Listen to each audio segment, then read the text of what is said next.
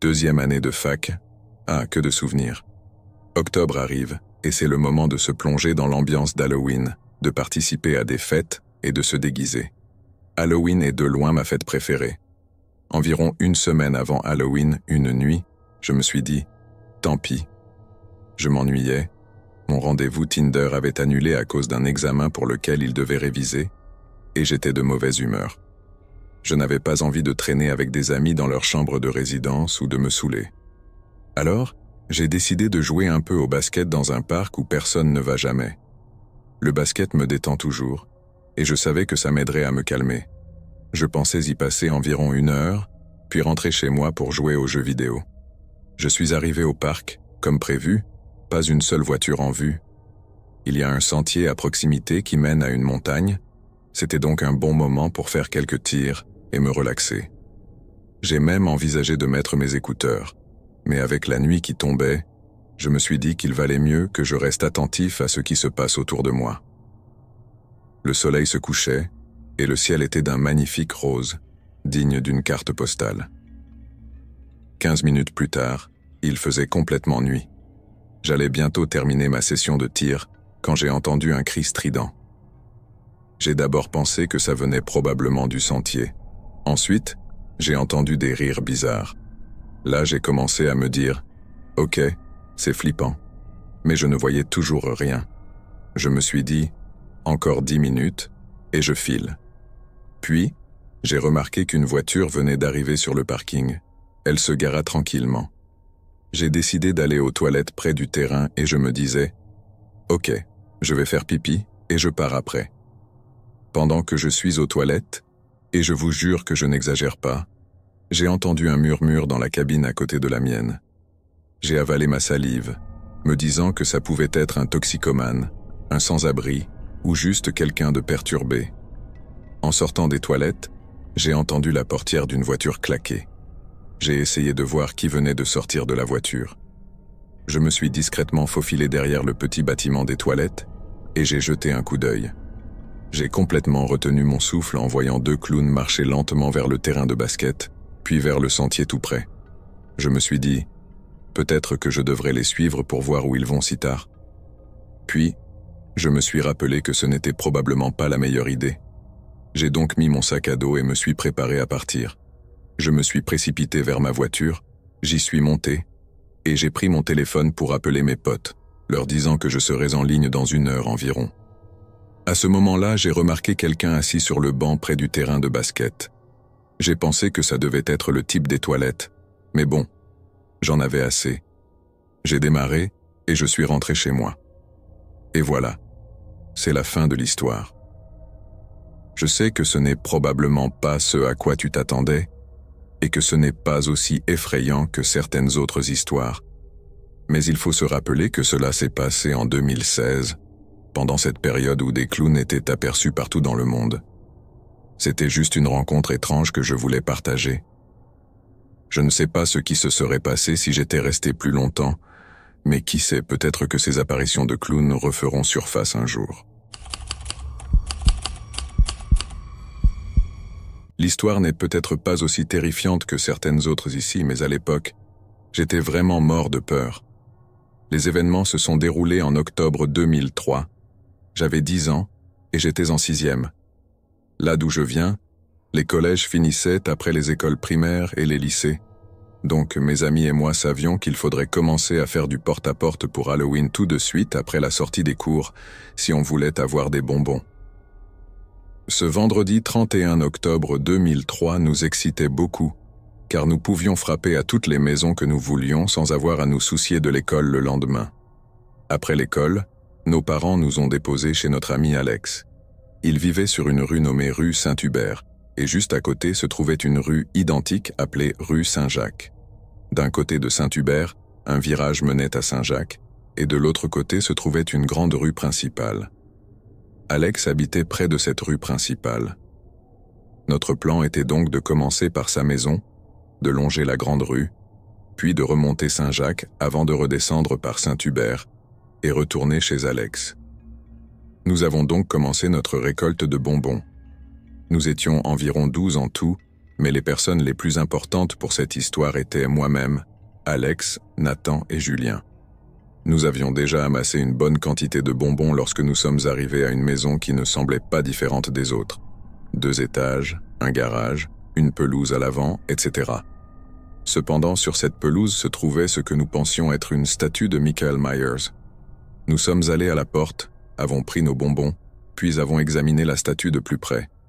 Elle tenait un couteau et était légèrement penchée en avant. C'est alors que Julien, pensant que c'était une bonne idée, a décidé de lui donner un coup de pied dans le tibia. Soudain, la statue a bougé et s'est mise à tenir sa jambe. Nous avons tous pris peur, réalisant que cette statue était en fait un homme. « Je vais te tuer, espèce d'idiot », a dit l'homme. Bien sûr, beaucoup de gens disent qu'ils veulent tuer quelqu'un sans vraiment le penser, donc nous avons supposé qu'il s'agissait d'une menace vide de sens et avons continué notre route. Vers 20h30, il faisait déjà bien sombre. J'habitais dans le nord à l'époque, et tous ceux qui y vivent savent que la nuit tombe très rapidement là-bas. Nous étions toujours en train de collecter des bonbons lorsque Nathan et moi avons commencé à discuter des films d'horreur et de qui se fait tuer en premier. À un moment donné, l'un des enfants qui nous accompagnait a fait tomber son sac, alors nous nous sommes arrêtés pour l'attendre. Pendant qu'il ramassait son sac, il a levé la tête et s'est mis à plisser les yeux, comme s'il essayait de mieux voir quelque chose au loin. Nous nous sommes tous retournés pour voir que l'homme en costume de Michael Myers nous suivait. C'était étrange. Il n'y avait personne d'autre avec lui, et nous étions les seuls dans la rue. Il tenait toujours ce couteau. Lorsqu'il a remarqué que nous le regardions, il a accéléré le pas. Comme nous étions de stupides préadolescents, nous avons pris nos jambes à notre cou. En me retournant, j'ai réalisé qu'il s'était mis à courir lui aussi. Heureusement pour moi, qui suis plutôt lent, il était encore à une bonne distance derrière nous. Notre chance a tourné lorsque nous avons vu une mini-fourgonnette s'arrêter au bout de la rue Saint-Jacques. C'était la mère de l'un des enfants avec qui nous étions. Nous nous sommes tous précipités dans la voiture, lui racontant qu'un homme nous poursuivait, et elle nous a immédiatement ramenés chez Alex. Ce qui rend cette histoire encore plus effrayante, c'est qu'après notre départ, Alex et Nathan m'ont dit que l'homme courait toujours dans les rues. Je ne pense pas avoir jamais été aussi terrifié. Depuis ce soir-là, je n'ai plus jamais mis les pieds dehors pour Halloween. Maintenant, savoir si le couteau qu'il tenait était vrai ou non n'a pas d'importance. C'est juste une de ces choses que je n'ai pas envie de découvrir, au cas où cette situation aurait été réelle. Je suis simplement reconnaissant que ce soit tout ce qui soit arrivé cette nuit-là. Joyeux Halloween à tous. Je m'excuse d'avance si des erreurs ou des incohérences apparaissent dans cette histoire. Elle est racontée de mon point de vue, ainsi que partiellement du point de vue d'un ami. Cela m'est arrivé le week-end d'Halloween. Et honnêtement, je n'aime pas vraiment en parler, mais mon ami m'a encouragé à partager cette histoire pour m'en libérer. Mon ami et moi avons été invités à une fête chez quelqu'un, organisée exclusivement pour des étudiants universitaires, dans un quartier huppé de la ville. La maison était immense, avec un grand terrain et une piscine. La fête avait pour thème un style un peu osé, donc mon ami était habillé en infirmière sexy, tandis que j'avais opté pour une tenue de danseuse orientale. La majorité de la fête se déroulait à l'intérieur de la maison, car il y avait environ 70 personnes, mais la maison était tellement spacieuse que cela ne posait pas de problème pour se déplacer. Personnellement, je ne suis pas une grande buveuse, mais j'avais pris un peu de jus qui était disponible. À un moment donné, mes amis et moi avons été appelés pour prendre quelques photos, et j'ai posé mon verre. Après ce qui m'a semblé être une heure de photos, j'ai retrouvé mon verre et en ai repris une gorgée, sans même penser au fait que je l'avais laissé seul pendant un long moment. C'est alors qu'un homme s'est approché de moi, semblant être dans la fin de la vingtaine ou le début de la trentaine. Il a mentionné le nom de mon copain et m'a dit qu'il essayait de me joindre. C'est à ce moment que j'ai réalisé que je n'avais pas mon téléphone sur moi. J'ai beaucoup de respect pour mon copain et nous faisons toujours en sorte de rester en contact. Comme il travaillait ce soir-là, j'avais promis de le contacter, mais j'avais simplement oublié. L'homme m'a dit que c'était urgent et m'a proposé d'utiliser son téléphone dans une autre pièce pour l'appeler. Sans trop réfléchir, je l'ai suivi. Si mon copain cherchait vraiment à me joindre, c'était forcément pour quelque chose de grave. En entrant dans la pièce, j'ai commencé à me sentir essoufflé, comme si je venais de courir un marathon. L'homme a fermé la porte derrière moi, s'est assis sur le lit et m'a tendu son téléphone. À ce moment-là, je me suis senti de plus en plus faible, comme si une forte migraine venait de m'assaillir, et je n'arrivais même plus à passer l'appel.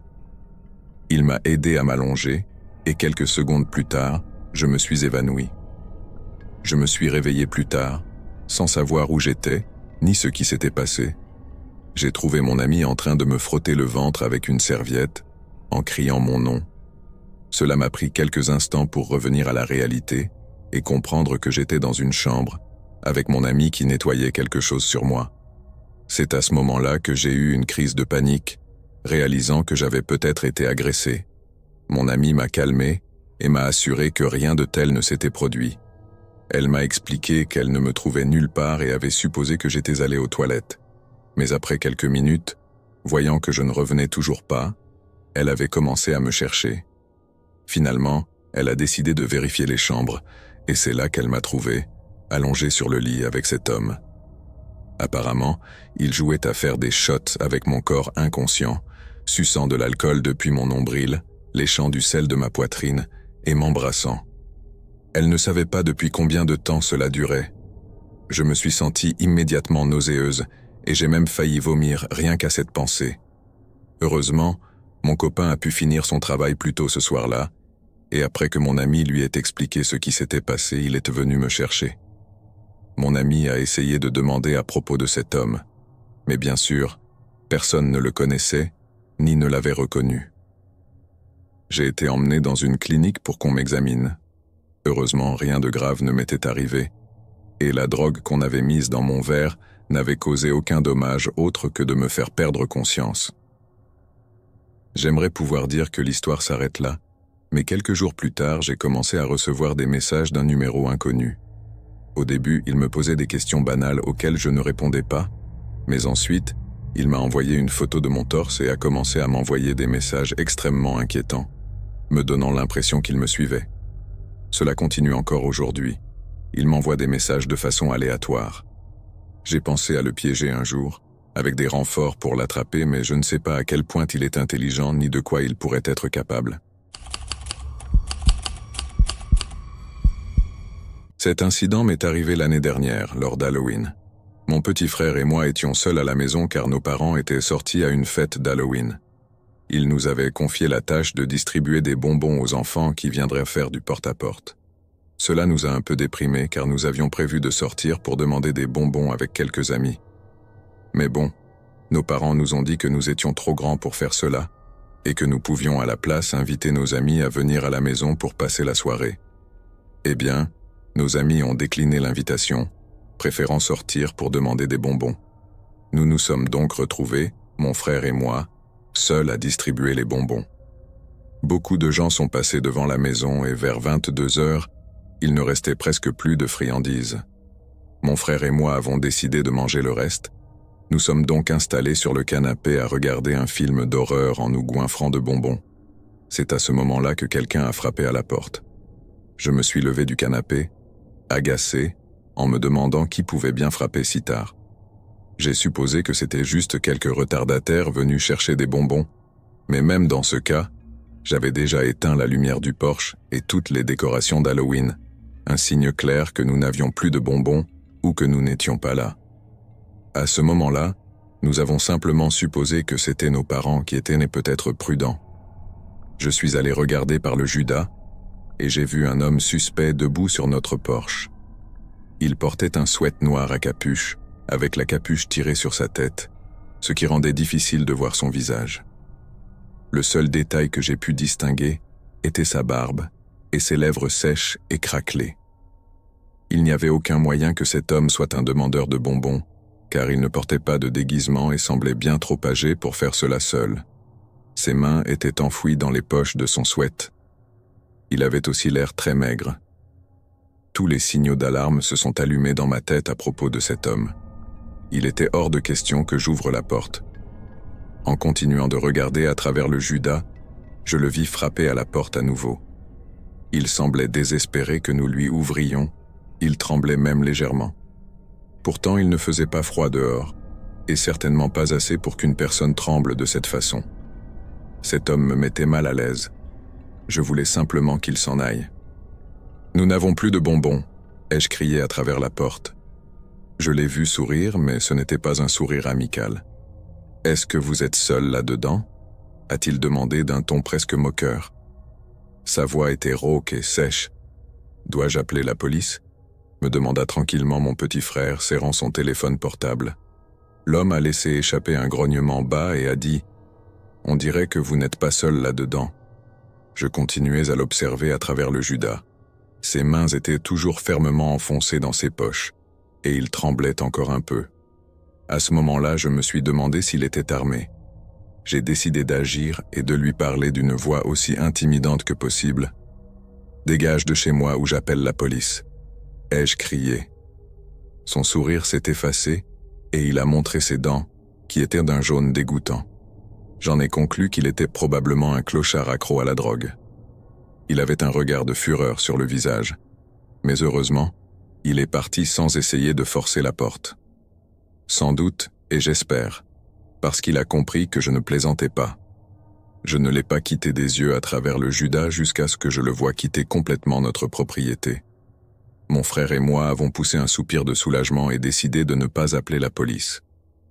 Nous étions un peu paranoïaques après ça, mais nous avons simplement continué à regarder la télévision jusqu'au retour de nos parents. Nous ne leur avons pas parlé de cet homme, car il ne nous avait pas vraiment fait de mal. Mais aujourd'hui, quand j'y repense, je regrette de ne pas avoir appelé la police, car nous aurions peut-être pu empêcher un meurtre. Le lendemain, nous avons appris que la vieille dame qui vivait à quelques maisons de chez nous avait été brutalement assassinée. Son voisin l'avait trouvée sur son perron, couverte de sang. Elle avait été poignardée plusieurs fois à la poitrine et au cou. Mon frère et moi savions immédiatement qui était responsable. Nous avons raconté à la police ce que nous savions, mais ils n'ont pas pu faire grand-chose avec les informations que nous leur avons données, car nous n'avions pas vu clairement le visage de cet homme. Ils sont partis à sa recherche, mais ne l'ont jamais attrapé, et je continue de me sentir coupable de la mort de cette pauvre vieille dame. J'aurais pu empêcher que cela se produise en appelant simplement la police. Je pense que ce qui me dérange le plus dans cette histoire, c'est le fait qu'il n'a rien pris dans la maison de la vieille dame. Sa maison était intacte, mais il aurait pu y entrer et prendre ce qu'il voulait, car la porte était grande ouverte. Cela signifie qu'il était littéralement sorti uniquement pour tuer. C'était sa seule intention. Il ne voulait ni argent, ni bijoux. Il avait juste l'envie de tuer. Mon mari, Jean et moi possédons un commerce d'antiquités situé dans un bâtiment bizarre et ancien avec 5 étages. Ce bâtiment abrite plusieurs autres locataires, dont un restaurant. L'année dernière, Halloween tombait un lundi. Nous avons fermé le magasin à 17h et sommes allés dîner tôt de l'autre côté de la ville. Peu de temps après, vers 18h30, nous avons reçu un appel de notre société de surveillance. Il nous informait qu'un détecteur de mouvement s'était déclenché au rez-de-chaussée. Un autre suivit rapidement. Nous sommes partis en trombe, en supposant qu'il s'agissait d'un oiseau ou d'un rat. Bien que nous n'ayons pas de rat, cela devait bien être quelque chose, peut-être même un chat. Il était bien trop tôt pour un cambriolage après tout. Je suis entré à l'étage principal pour désactiver l'alarme, tout en fouillant bruyamment dans mon trousseau de clés pour ouvrir la grande grille en fer qui sépare les étages la nuit. Jean, de son côté, faisait le tour du bâtiment pour vérifier s'il y avait des signes d'effraction. Rien. Les portes et fenêtres étaient toujours intactes. Cela devait absolument être un oiseau, un rat ou un chat. La poussière s'était dissipée et les ombres commençaient à prendre possession des lieux. Les armoires imposantes semblaient encore plus menaçantes dans l'obscurité, mais ce n'étaient que des armoires, rien de plus.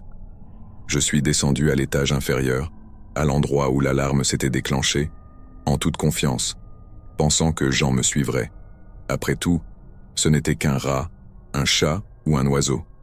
Habitué à l'obscurité du bâtiment, je n'ai pas allumé les lumières principales, me contentant de la lampe de mon téléphone, et je me suis avancé avec assurance, comme si je possédais les lieux. Je me suis dirigé vers le coin où se trouvait le détecteur de mouvement. Rien. seulement un petit voyant rouge qui clignotait mécaniquement.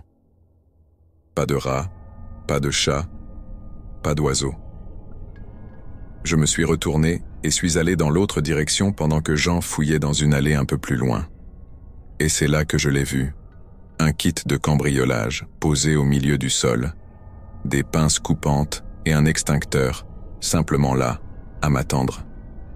Je n'ai jamais ressenti une terreur aussi fulgurante de toute ma vie. Après tout, il n'y avait aucune fenêtre ni porte cassée, ce qui signifiait que l'intrus était encore là, dans l'obscurité, avec moi. Je murmurais, presque paralysé de peur. « Jean, s'il te plaît, s'il te plaît. » Mais il ne m'entendait pas. Impossible de crier, ma voix restait bloquée dans ma gorge, comme dans ces cauchemars où l'on ne peut pas parler. J'étais là, seul, avec cet extincteur, ces outils de cambriolage et une présence hostile tapie dans les ombres poussiéreuses. Après ce qui m'a semblé une éternité, ou peut-être 10 secondes seulement, Jean a fini par se demander pourquoi je traînais dans le couloir et est venu voir. Lorsqu'il vit ce que je pointais, figé, il s'exclama simplement « Oh !» Nous avons alors foncé vers la porte d'entrée pour appeler la police. Nous avons abandonné le bâtiment aux cambrioleurs, le temps interminable de 5 minutes jusqu'à l'arrivée des policiers. Au début, ils ne semblaient pas impressionnés par nos trouvailles. Une pince et un extincteur. Mais lorsqu'ils ont visionné les enregistrements des caméras de sécurité, ils ont découvert l'horreur véritable. Le visage de celui qui allait devenir mon démon de paralysie du sommeil. Cet homme, à l'évidence, était taillé comme un mur de briques. Il s'était accroupi derrière une étagère à livres lorsque nous avions fermé le magasin. Il avait observé mes employés et moi-même verrouiller les lieux, attendant patiemment son heure. Puis, calmement, il était sorti de sa cachette et s'était rendu dans les toilettes pour homme du couloir au sous-sol. Cette zone n'est pas couverte par le détecteur de mouvement pour plusieurs raisons. Il y resta un moment, bougeant avec la porte ouverte, enfilant l'un de nos masques et utilisant une couronne de fleurs artificielles pour le maintenir en place. Il regarda directement la caméra, visage nu, puis avec le masque. Il resta à la fixer un moment avant d'enfiler des gants. Ensuite, il empila quelques valises vintage devant la grande grille en fer et la franchit d'un saut, comme si de rien n'était. Il courut dans le couloir, déclenchant l'alarme silencieuse de 18h30. Il fit le tour de l'étage, puis retourna dans le couloir, déplaça une échelle pour franchir à nouveau la grille de l'autre côté et bizarrement répéta ce manège plusieurs fois. Puis il descendit au sous-sol, enjamba une autre grille de fer, toujours sans effort, et retourna dans le couloir pour fixer à nouveau la caméra. Il se déplaçait rapidement, montant, descendant, passant d'un côté à l'autre presque comme s'il faisait du parcours. Puis il sortit les outils et réussit à forcer une de nos caisses en acier à l'aide du pied de biche, y volant une poignée de clés permettant d'accéder aux vitrines. À ce moment-là, il entendit les bruits de mes clés et de la grille que je déverrouillais à l'étage. Il abandonna les clés et les outils volés et se cacha dans l'obscurité, guettant mon départ. Lorsque nous sommes sortis pour appeler la police, il retourna au sous-sol. Là-bas, il trouva une porte donnant accès à un tunnel en terre qui fait le tour du bâtiment. Il la força et y entra. Ce tunnel est un véritable cauchemar. Sombre, boueux, avec des araignées de la taille de grandes assiettes. Il n'y a pas de lumière et c'est absolument terrifiant. Au bout du tunnel, il y a une minuscule trappe de sortie qui donne directement sur la cuisine très fréquentée d'un restaurant voisin. Pour s'échapper, il aurait dû marcher à travers la cuisine, passer devant les cuisiniers et sortir par la porte d'entrée du restaurant, sous les caméras, couvert de boue. Quand nous avons trouvé le tunnel, il y avait des traces claires de son entrée, mais aucune trace de sortie. Pas d'empreinte boueuse. Personne n'avait été aperçu sur les caméras du restaurant et les cuisiniers n'avaient rien remarqué. En passant en revue les images des caméras, en retraçant son parcours, en fouillant minutieusement le bâtiment, cela nous a pris des heures. À la fin, nous commencions tous, y compris les policiers, à perdre notre sang-froid. Il n'y avait plus aucun calme, même parmi les agents armés. Après tout, où était-il passé ? Jean et les 2 policiers n'eurent pas d'autre choix que d'explorer le tunnel. Les policiers jetèrent un coup d'œil et déclarèrent immédiatement « hors de question ». Mais Jean insista, alors ils le firent passer devant. Ils avaient parcouru environ la moitié du tunnel quand les policiers ont dit « Oh non, vous partez avec nous ». Ils décidèrent de retourner au restaurant pour revoir les enregistrements. Jean obtint leur accord pour barricader solidement les deux extrémités du tunnel, ce qu'il fit. Et ainsi s'achève l'histoire. Les photos de l'homme ont été largement diffusées, mais nous n'avons reçu aucune piste utile, malgré l'image claire de son visage. S'est-il vraiment faufilé hors de la trappe de la cuisine du restaurant, sans laisser de traces de boue? Peut-être. Nous n'avons perçu aucune odeur suspecte provenant du tunnel dans les semaines et mois qui ont suivi. Personne n'a plus mis les pieds de ce côté-là depuis. Nous avons seulement débloqué l'accès au tunnel la semaine dernière, à cause d'une canalisation d'eau éclatée. J'ai juré que j'utiliserai un crâne dans la décoration d'Halloween cette année, si jamais il est vraiment mort là-bas. Cela s'est passé il y a environ 13 ans, quand j'étais en 2e année à l'université dans une école d'arts libéraux à Montréal. Dès les premiers mois de ma première année, j'avais trouvé un groupe très soudé de passionnés de théâtre, 6 gars, moi inclus, et une fille. Ils adoraient tous les films d'horreur et les histoires de fantômes. J'avais trouvé mon équipe. La première année avait été difficile, mais on s'était soutenus les uns les autres, ce qui avait rendu l'expérience bien plus agréable. Au début de la 2e année, en octobre, avec l'approche de la saison d'Halloween, nous avons décidé qu'il serait amusant d'aller dans un coin isolé, dans une petite ville proche, pour nous faire peur. Nous avons fait quelques recherches et découvert une zone particulièrement isolée à environ 30 minutes de là, célèbre pour ses observations paranormales. Parfait. Nous étions 7 et nous nous sommes répartis dans 2 voitures pour partir à l'aventure cette nuit-là. Je vous plante le décor. Vous quittez une route principale très animée, bordée de centres commerciaux et de restaurants, pour vous retrouver presque immédiatement plongé dans une obscurité totale. Cette zone était très boisée, un réseau complexe de routes sinueuses entourées d'arbres, avec très peu de lampadaires et encore moins de maisons. Sans GPS ou un bon sens de l'orientation, il serait très facile de s'y perdre. Nous avions tous pris soin de charger nos téléphones et nos lampes de poche, juste au cas où, mais le but était de rouler jusqu'à ce que nous décidions collectivement de nous arrêter et d'explorer. Nous avons quitté la route principale, roulé pendant une 30aine de minutes dans ce réseau sombre, choisissant les directions au hasard pour nous perdre intentionnellement. Puis, à notre grande surprise, nous sommes tombés sur un énorme tronc d'arbres en travers de la route. Nous étions arrivés à une impasse, entourée uniquement d'arbres. Nous sommes tous sortis des voitures pour examiner ce qui se passait. En enjambant le tronc, nous avons remarqué 2 sentiers étroits menant dans des directions différentes. C'était le moment idéal pour sortir nos lampes et faire un peu de chasse aux fantômes amateurs. Nous avons lancé une pièce pour choisir, et nous nous sommes engagés sur le sentier de droite. Le sentier était si étroit que nous devions marcher en file indienne pour éviter de nous faire fouetter par les branches. Pour une raison quelconque, je me suis retrouvé en arrière du groupe. D'habitude, je suis quelqu'un de rationnel et de calme, mais je dois avouer que plus nous avancions, plus je ressentais un malaise grandissant. J'entendais des bruits profonds dans les bois, et je ne pouvais pas me débarrasser de l'impression que nous étions observés. Mais j'étais le seul à entendre ces sons, alors je me suis dit que ce n'était que mon imagination. Après tout, l'objectif était de se faire peur. De plus, nous étions 7 étudiants robustes, que pouvions-nous croiser qui pourrait nous faire du mal? Nous avons continué sur ce sentier pendant encore 20 minutes. Juste au moment où je pensais qu'il ne finirait jamais, nous sommes arrivés dans une clairière immense, vraiment massive. C'était une grande prairie de gazon sauvage, comparable à un terrain de golf, mais beaucoup moins bien entretenu. Des arbres entouraient tout le champ, si vastes que nous ne pouvions même pas en voir la fin depuis l'endroit où nous étions. J'étais soulagé de sortir de ce sentier étroit, mais je ne pense pas que nous nous attendions à trouver une zone aussi grande. L'un d'entre nous a regardé vers la droite et a dit « Hé, regardez ça !» Nous nous sommes tous tournés et avons vu une vieille maison délabrée à plusieurs centaines de mètres. La maison elle-même était complètement sombre, sans voiture, ni signe de vie. Nous nous en sommes approchés, avons braqué nos lampes dessus, et effectivement, les fenêtres et les portes étaient toutes condamnées.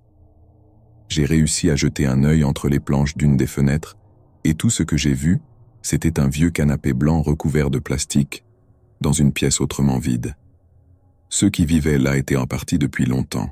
Nous nous sentions déjà suffisamment mal à l'aise avec la maison, alors nous avons décidé de retourner vers le sentier et de nous asseoir dans le champ pour réfléchir à la suite. En nous rapprochant du sentier, avant même de nous asseoir, mon ami Marc s'est soudainement arrêté. Son expression a changé, et il a pointé du doigt quelque chose. En nous tournant tous, à l'autre bout du champ, directement en face de là où nous étions entrés, nous avons vu une silhouette grande, mince et pâle, qui dansait entre les arbres. Et par danser, je veux dire qu'elle sautait d'un arbre à l'autre, s'y agrippant, puis se balançant pour attraper un autre arbre. La lune était si brillante et les bois si sombres qu'il nous a fallu quelques secondes pour vraiment comprendre ce que nous regardions. Jay, le sceptique du groupe, mesurant près d'1,90 m, ne voyait pas ce que nous voyions. Je me suis penché vers lui ai montré la direction et lui ai dit « Jay, regarde là où je pointe. Tu ne vois pas ça ?» Il a plissé les yeux, et dès qu'il l'a vu, il a inspiré brusquement, m'attrapant le bras en murmurant « Mais qu'est-ce que c'est ?» Ce qui s'est passé ensuite a envoyé une onde de choc à travers tout le groupe. Cette silhouette a arrêté de danser, a regardé dans notre direction et a commencé à courir directement vers nous. Sans même réfléchir, nous avons tous pris nos jambes à notre cou et couru vers le sentier. Encore une fois, Jay ne comprenait pas ce qui se passait, et il criait après nous « Les gars, qu'est-ce que c'est? Où allez-vous » Après environ 15 secondes de course effrénée, j'ai entendu Jay crier « Nom de » et quand je me suis retourné, j'ai vu la lumière de sa lampe de poche nous suivre sur le sentier. Alors que la marche dans les bois nous avait pris une vingtaine de minutes, nous avons réussi à regagner nos voitures en moins de 5 minutes.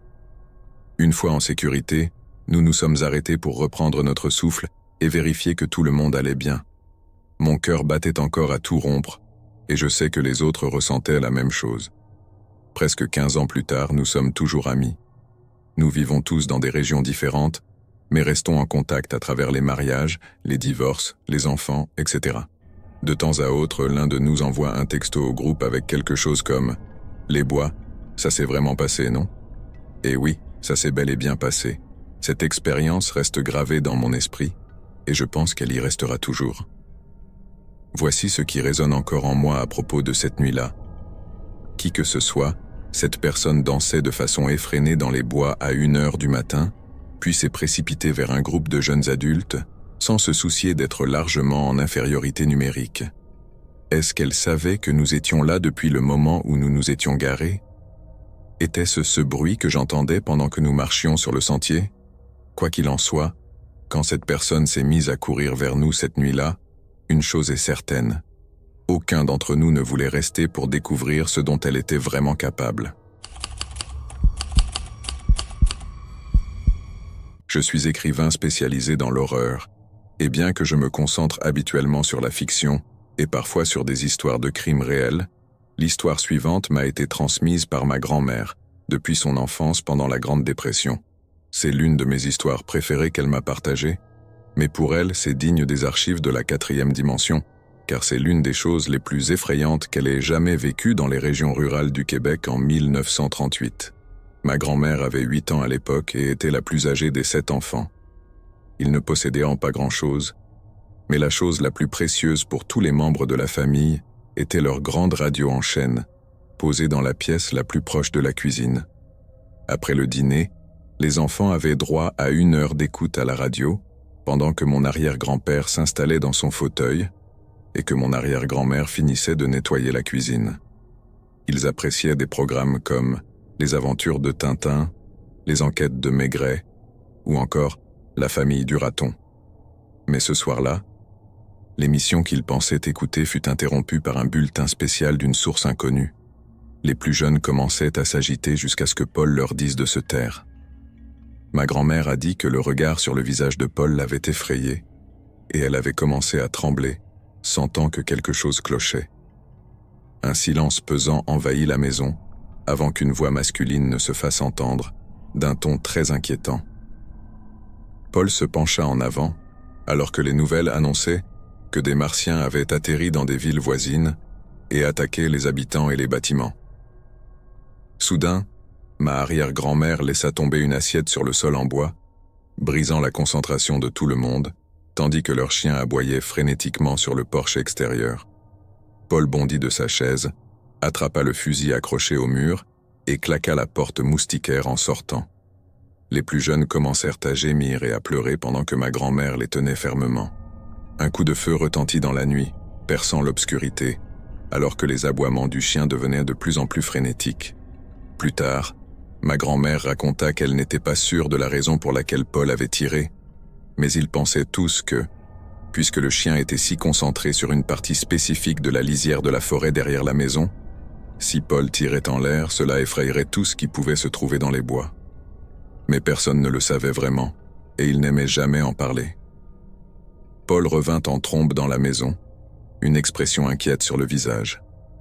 Il n'avait rien vu, mais le fait était que ce n'était qu'une question de temps avant que les Martiens ne quittent la ville pour se diriger vers la campagne, où se trouvait leur ferme. Pour Paul, il n'y avait pas de temps à perdre. Il y avait déjà des rumeurs de guerre imminente et maintenant, l'idée que des créatures inconnues envahissaient la planète était suffisante pour le pousser à vouloir emmener sa femme et ses enfants quelque part, en espérant que la ferme serait encore intacte à leur retour. Il dit à ma arrière-grand-mère de préparer les enfants, qu'ils seraient dans le camion dans 5 minutes. Les plus jeunes ne savaient pas quoi faire. Ils n'avaient jamais vu leur père ainsi auparavant, et ils ne voulaient jamais le revoir dans cet état. Pendant que ma grand-mère leur mettait leurs manteaux et leurs chaussures, elle prit leurs couvertures sur leur lit et les plaça à l'arrière du camion. Pendant ce temps, elle pouvait entendre ses parents se disputer sur ce qu'il fallait prendre et ce qu'il fallait laisser. « Laisse tout ça, on n'a pas beaucoup de temps. Monte dans ce foutu camion et fais ce que je te dis. » D'après ce qu'on m'a raconté sur mon arrière-grand-père, il ne buvait jamais et ne jurait pas, mais ce soir glacial d'octobre, il avait juré assez pour faire rougir un bon chrétien. Mais il savait que la vie de sa femme et de ses enfants était en danger. En claquant la porte du camion, ma grand-mère entendit les sanglots étouffés de sa mère, pendant qu'elle levait les yeux vers le ciel. Ils le firent tous, tandis que Paul conduisait à toute vitesse sur la route de terre, s'enfonçant dans la campagne. Rien ni personne n'a vu quoi que ce soit. Pas de lumière brillante, pas de bruits étranges venant du ciel. Seulement les sons de la faune et des branches qui craquaient dans les bois. Soudain, le camion s'arrêta et s'éteignit. Ils étaient plongés dans l'obscurité.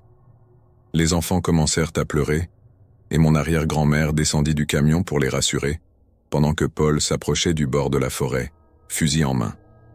Il ne faisait que regarder le ciel, s'essuyant le front avec son mouchoir. Lorsqu'il revint, il leur dit qu'ils allaient faire du camping pour que les enfants ne s'effraient pas. Il allait retourner à la maison pour vérifier la radio et voir s'il y avait d'autres nouvelles. Ma grand-mère savait que c'était une mauvaise idée. Elle avait tellement peur de ne plus jamais revoir Paul. Les enfants descendirent du camion, s'adossèrent aux arbres et fermèrent les yeux, tandis que Paul retournait à la ferme. Mon arrière-grand-mère se promenait avec le plus jeune pour le calmer. À un moment donné, elle demanda à l'un de mes oncles s'ils allaient mourir. Il secoua la tête et répondit « Bien sûr que non. Nous sommes tes frères. Nous sommes les hommes de la maison pendant que Paul est absent. Tant qu'on est là, il ne nous arrivera rien. » Cela la rassura beaucoup. Mon oncle se leva de sa place contre l'arbre et alla rejoindre leur mère. Ma grand-mère se souvient de sa mère caressant la tête de son frère et l'embrassant doucement avec un « merci ».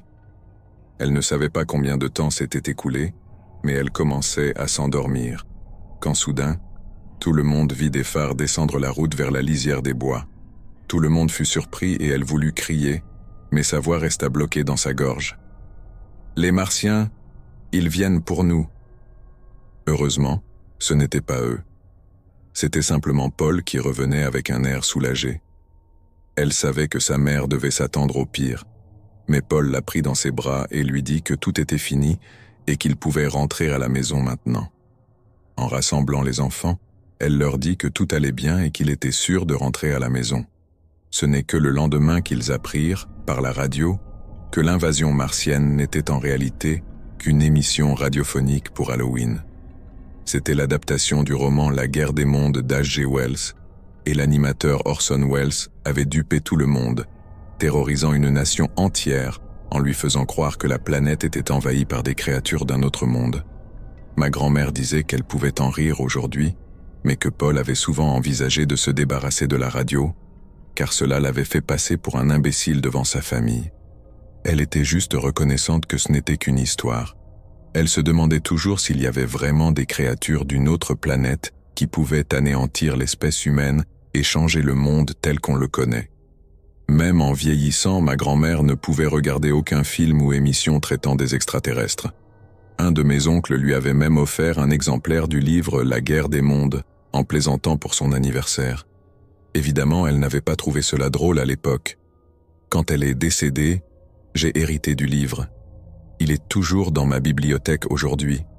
Inutile de dire que son histoire m'a inspiré à devenir écrivain et à partager un morceau de l'histoire de ma famille, qui a fait de moi l'amateur d'horreur que je suis aujourd'hui. J'ai vécu une expérience très étrange que je ne peux vraiment pas expliquer. Cela me donne des impressions de rite d'initiation de gang ou de trafic humain, et je reste mal à l'aise. Ce n'est pas comme si je voulais avertir les gens ou quelque chose du genre. Je suis retourné à cet endroit, mais il n'y avait rien qui indiquait que quelqu'un avait jamais été là. Je suis un cueilleur de champignons professionnel et un homme de plein air depuis plus de 30 ans. Je vais dans des endroits très isolés à des heures étranges parce que la pluie ne se soucie pas s'il fait jour ou nuit. J'avais prévu d'aller cueillir des champignons, alors je me suis couché très tôt, je me suis levé vers 22 heures et j'ai commencé à préparer mon matériel. Je n'arrivais pas à me débarrasser de ce sentiment, comme si j'avais fait un rêve où je m'arrêtais à une aire de repos et me faisais attaquer, mais je ne me souviens pas d'avoir fait un tel rêve. Je me souviens juste de m'être senti mal à l'aise, comme si quelqu'un allait surgir de nulle part lorsque je m'arrêterais pour uriner. Je n'arrivais pas à me défaire de ce sentiment en passant par mes arrêts habituels, mais quelque chose de mauvais semblait m'attendre. Je m'arrête pour uriner. Je suis souvent sur la route, je bois beaucoup de café, donc ce genre de situation ne me gêne jamais. Mais cette fois, ça me troublait, ce qui est très inhabituel. Je suis aussi armé. Donc pour que cela m'inquiète à ce point, c'était dérangeant et très inhabituel. Je suis aussi plutôt grand et costaud, donc les êtres humains n'ont jamais vraiment été une menace pour moi. Et mes expériences passées m'ont appris qu'à chaque fois que je me trouve dans ce genre de situation, je m'en sors bien. Je n'avais donc aucune raison d'avoir ce genre de préoccupation, surtout au premier plan de mon esprit. Je conduisais sur la route 22 dans le comté d'Ebo, Oregon, puis j'ai bifurqué sur la 101, juste au sud de Tillamook. Je m'étais déjà arrêté une première fois, mais après 10 secondes, un sentiment de malaise m'a envahi. Je suis parti aussitôt car j'avais l'impression qu'il y avait des gens à l'extérieur. Je n'ai entendu ni vu personne. C'était juste une sorte de présence que je ressentais. Je me suis dit que tout allait bien et que je ne devais pas m'arrêter dans un autre endroit ou attendre d'arriver à l'aire de repos. Je ne pouvais plus attendre. J'ai trouvé un endroit où les voitures ne semblent pas s'arrêter, pas devant une maison ni près de sentiers. Il n'y avait aucune raison pour qu'un être humain se trouve là-bas. C'était parfait. Rien n'indiquait que cet endroit soit utilisé par d'autres personnes. Autour de moi, il y avait une sorte de marais salé, une plaine ouverte, pas de maison autour, pas de sentier de cueilleurs de champignons, pas de détritus. Personne n'était derrière moi et personne n'arrivait en face. J'étais seul dans la forêt et cela faisait un moment. Je m'arrête et je me dis « Bon, il n'y a aucun moyen que quelqu'un apparaisse soudainement. Je dois être fou ou stressé. Je panique pour rien. » J'attrape mon café et je cherche un sandwich tout en décidant de jeter un dernier coup d'œil. Après tout, personne n'avait jamais été là les autres fois où j'avais regardé. Alors pourquoi ce sentiment persiste-t-il? Rien ne va apparaître, et soudain, là, au milieu d'eux, il y a un gars, habillé comme s'il sortait tout droit d'un club, sous une pluie battante à minuit, un mardi soir, au milieu de ce qui est essentiellement un écosystème protégé. Je n'en revenais pas, c'était vraiment en train d'arriver. Ensuite, le rêve dont je me souvenais m'a soudainement frappé, et tout a commencé à s'emboîter, ce qui rendait la situation vraiment très mauvaise. C'était presque comme si je m'en souvenais activement avant que cela ne se produise. Les souvenirs me sont revenus en rafale et ont rattrapé la réalité. J'ai vu comment cela allait finir si je restais. Il ne s'est pas approché de ma voiture comme un citoyen inquiet ou quelque chose du genre. Il est entré au milieu de la route devant ma voiture, là où je devais passer. Ses vêtements n'étaient pas trempés et ses jambes de pantalon n'étaient pas couvertes de boue, comme ça aurait dû être le cas s'il ramassait des champignons. Ses baskets, pas des bottes, n'étaient même pas sales. Je ne sais même pas comment c'est physiquement possible. Ses vêtements n'ont pas commencé à se mouiller à cause de la pluie battante avant que je commence à l'observer. Je comprends bien comment tout cela peut paraître, alors j'ai choisi mes mots avec soin ici. Son bras gauche balançait tandis qu'il marchait, mais son bras droit restait rigide. Il gardait sa hanche éloignée de moi en approchant de ma voiture, une série de lumières rouges vives indiquant qu'il portait probablement une arme. Il ne me regardait pas, ni ma voiture, ni ma plaque d'immatriculation. Il regardait quelque chose, pas une seule chose, mais plusieurs, à environ 3 à 5 mètres derrière moi. Il n'a pas accéléré ni ralenti. Il a continué à marcher au même rythme, le bras tendu vers ma voiture, fixant un point derrière moi, puis un autre. J'ai mis la voiture en marche, et alors qu'il continuait de se déplacer vers ou sur la trajectoire de ma voiture, je l'ai presque renversé. Cela n'a eu aucun effet sur lui. Il n'a pas été surpris, il n'a pas sauté de côté. À environ 800 mètres sur la route, une autre voiture est arrivée en sens inverse et ses phares ont balayé la zone. Il était encore là, le bras tendu, regardant l'endroit où je venais juste de me trouver, comme si je n'étais jamais parti. Il continuait activement de s'approcher. La voiture s'est rapprochée et j'ai continué à m'éloigner. Quand j'ai regardé en arrière, il avait disparu. Je suis sobre depuis plus de 3 ans. Ces dernières semaines ont été particulièrement difficiles, mais ma vie allait bien au moment où cela s'est produit. Je ne suis pas vraiment sûr de ce que je dois en penser. C'était tellement étrange et dérangeant. Le fait que cela se soit produit après un tel sentiment étrange et complexe le rend presque surnaturel d'une certaine manière. À tout le moins, je pense que j'étais sur le point de me faire voler et tuer. Plus je repense à cette expérience, plus je me demande si cette personne était humaine ou si elle a même vraiment existé, ou si elle l'était, peut-être qu'une perception extrasensorielle m'a sauvé la vie. Pour information, je travaille comme barista dans un café à l'intérieur d'un grand magasin.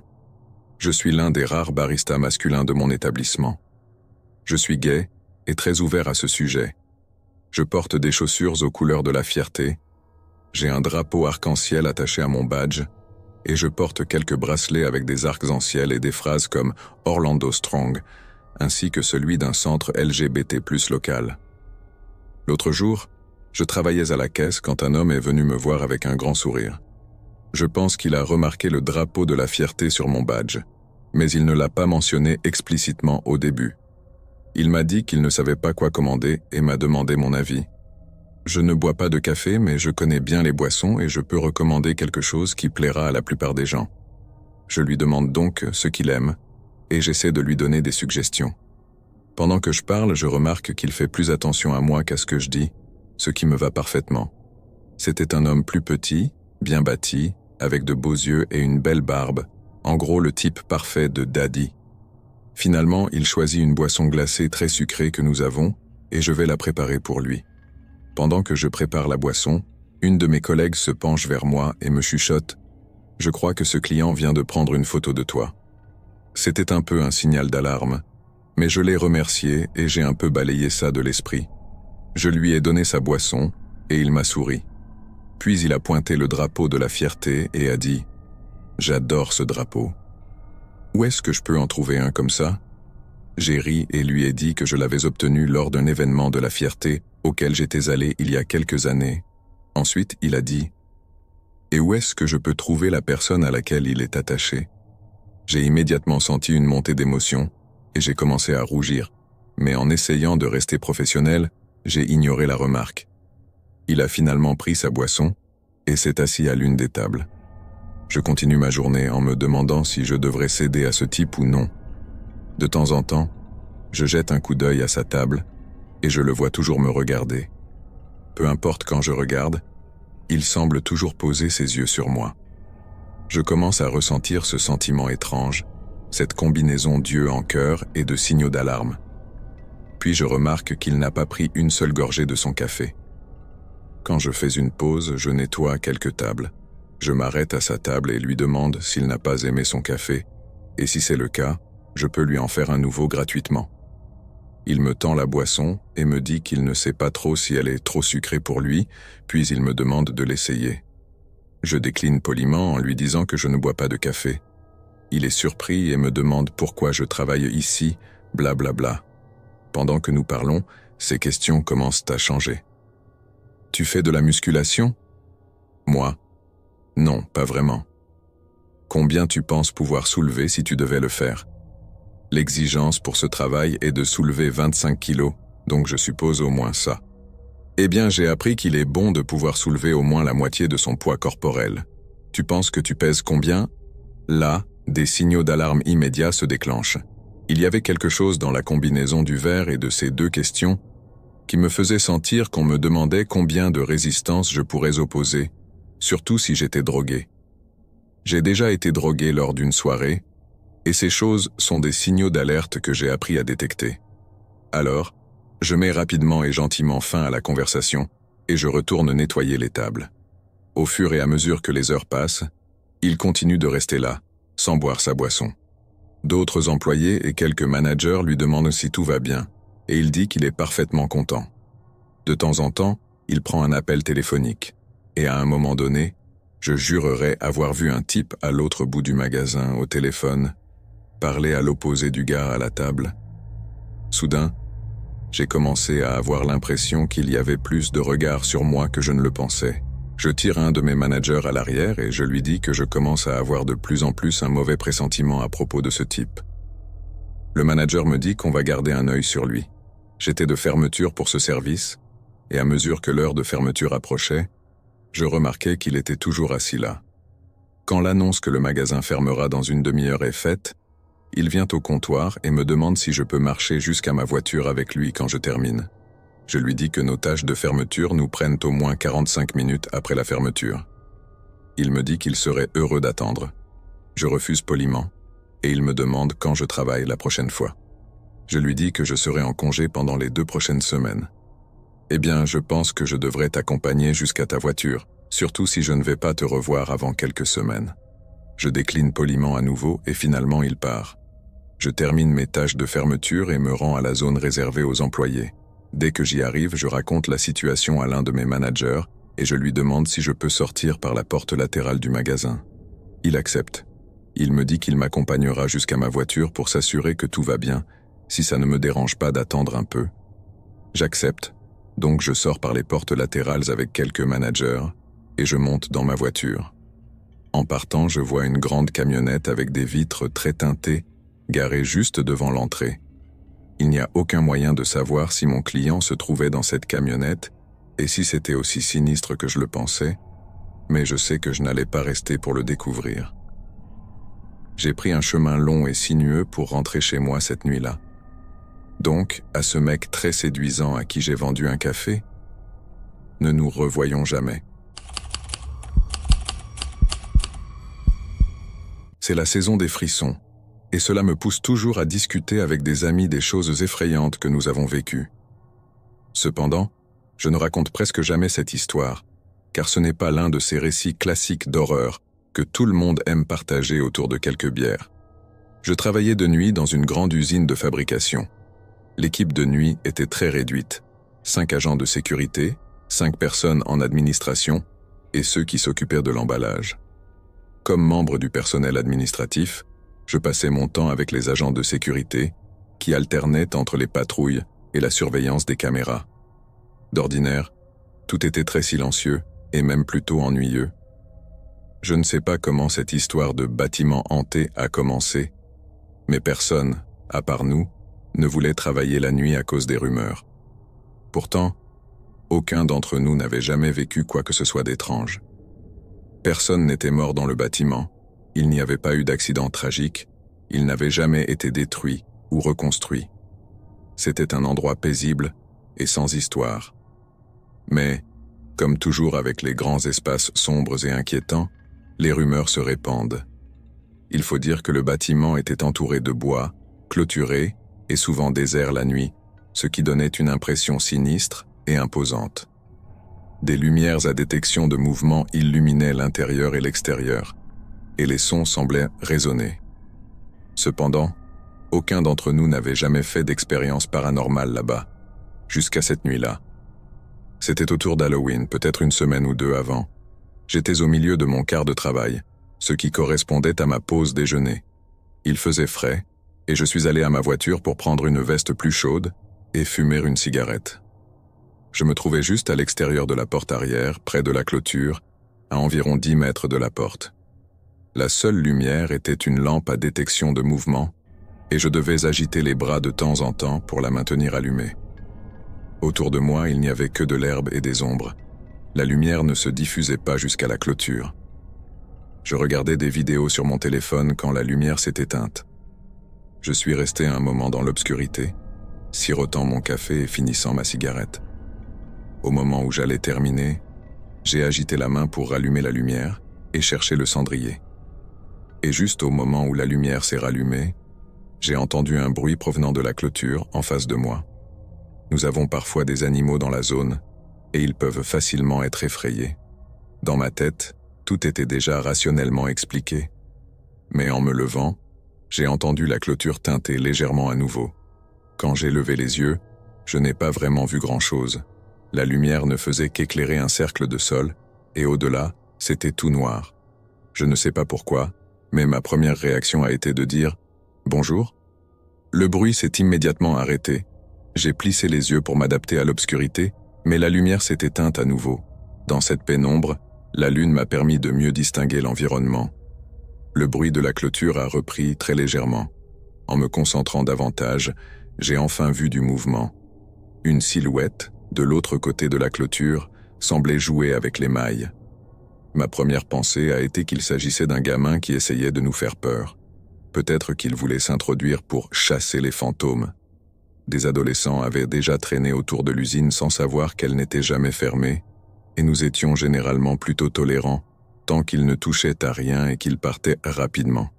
Mais cette fois-ci, c'était une personne seule, et quelque chose semblait étrange.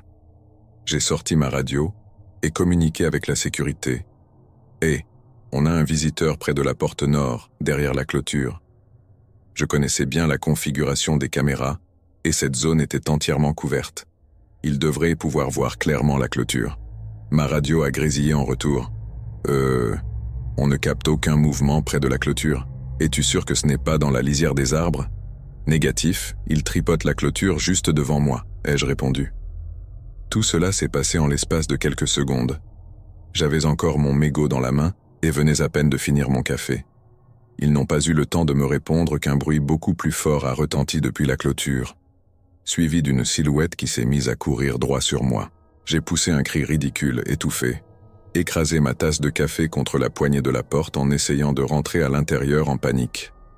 La clôture était si proche que la silhouette n'aurait eu besoin que de quelques bonds pour m'atteindre.